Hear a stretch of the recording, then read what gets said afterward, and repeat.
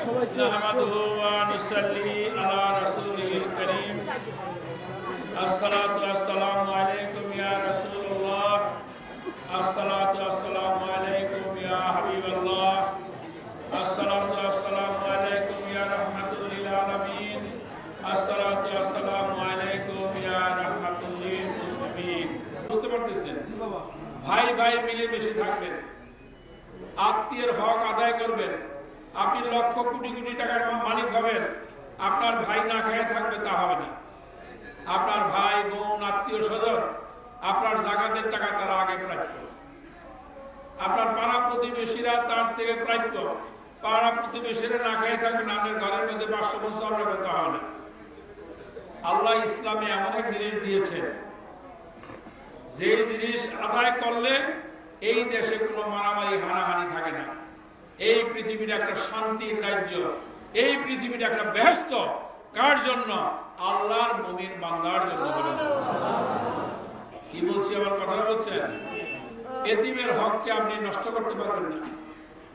বরঞ্চ আল্লাহর ওলিগো দেখা গেছে, আল্লাহর যিনি হাবিব আল্লাহ রাসূল সাল্লাল্লাহু আলাইহি ওয়াসাল্লাম দেখা গেছে যে একটা রুটি হইল মেহমান 4 জন হয়ে গেছে, 4 ভাগ করে খাইছে। একটা খুরমাকেও তিনি 4 ভাগ করে খাইছেন, কাউকে রেখে তিনি খান নাই। এখন এই সমাজে দেখা যায় খেতে পারে না, ফলাইয়া দেয়, পচায়, আর অন্য মানুষ না খেয়ে থাকে। আর আরেকটা মানুষের আব্রু ইজ্জত, একটা মানুষ কাপড় পরতে পারে না, আপনার 10টা কাপড় ঘরে পরে রয়েছে না, আপনি সেই ইজ্জতের দিকে দেখবেন। আরেকটা জিনিস বাবা, আমার ব্যক্তিগত যে জিনিসটা আমার মনের কথা, বা আমি চেষ্টা করি যে মানুষ, কোন লোক যদি ইন্তেকাল করে তাহলে তার কাফন দাফন, তার জানাজা উপস্থিত যারা মুসলমান আছে তাদের প্রতি ওয়াজিব।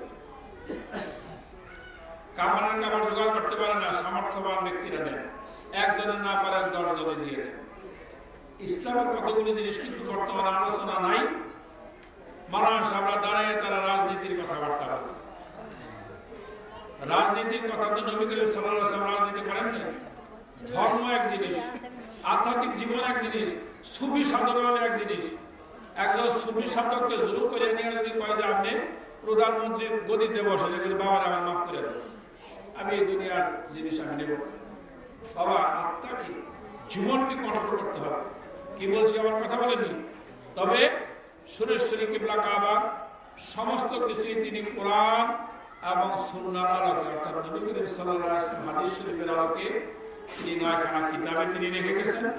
বাবা ফতেহ আলী ভাইসি হুজুর তার দিওয়ানি মসজিদে লিখে গেছেন। আল্লাহ আমাকে সেই হযরত সুরেশ্বরীর কনিষ্ঠ নাতি হিসাবে সামান্য আমাকে যে জ্ঞানটুকু দিয়েছেন, আমিও কিছু বই রচনা করে গেলাম। এগুলি পড়লে আপনারা বুঝতে পারবেন যে এর ভিতরে ধর্ম, কর্ম, আমল, ঈমান, আখলাক কি জিনিস, কিভাবে মানুষ, একজন মানুষ সে সঠিক মানুষ হয়, একজন মানুষ ফেরেশতা হয়ে যায়।